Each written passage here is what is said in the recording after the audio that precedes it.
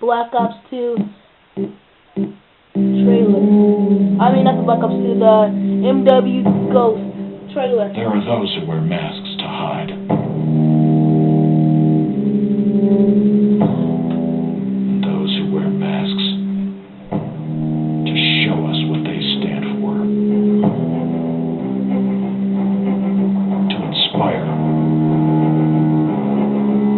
To unite. To defy. To strike fear in the hearts of their enemies. And hope in the hearts of their followers.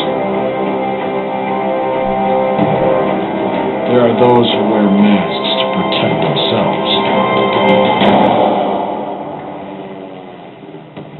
And there are those who wear masks to protect us all.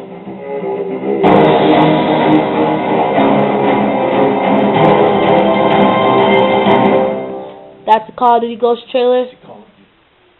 I have more info and I play games. Peace.